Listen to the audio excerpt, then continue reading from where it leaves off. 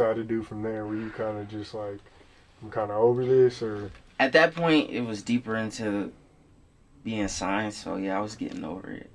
I was getting over being around famous people, etc.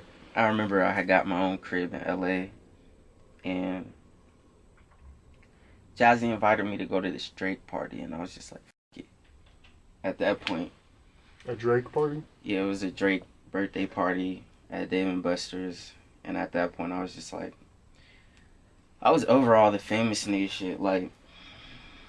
Cause you're like sitting there. When am I gonna be signed? When? Not signed. Signed, but like when are you gonna be? I'm trying to get to that point. Right. Where niggas is coming to see me, like. Not even on no entitlement shit, but just on some work hard shit. Yeah, any like, artist want that. I'm not trying to be around the niggas. I'm trying to be the nigga. Like, right. That's when I'm working up to that point to be like, being around niggas.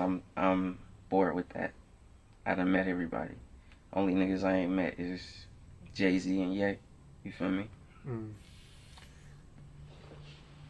So, were you like?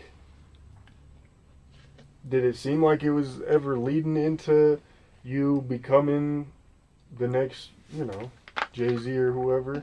Or was it just like they just kept inviting you to these parties and you were just tired of it and you're like, I gotta... Nah, it was definitely leading into that. I would go to a lot of Jazzy writing sessions where she would be with the artist, writing for the artist, Schoolboy Q. I'd have been in the studio with The Game, Madonna, everybody you could think of. Metro, Future. I heard some of the Metro Future album before it was out. I heard That's lit. Hella Metro shit. I've been in the studio with everybody. So when you started... And go ahead, my bad. When I would be writing, and when she would be writing, I'd be giving them bars too to say. And I remember her manager came to me one time. He was like, your future bright as f-. Like, you in here helping write for Madonna. You 19, 20 years old, like, the sky's the limit for you, bro. But the deeper, the more that she would bring me to sessions and people would f with me heavy, it would turn into like animosity. So deeper down the road, when she would have writing sessions, she would be like, come in here, be quiet. Like, don't say anything. Don't say shit. Like, that type of vibe. And once it got to that point, I was like, yeah, fuck this shit. You were kind of over it? Yeah.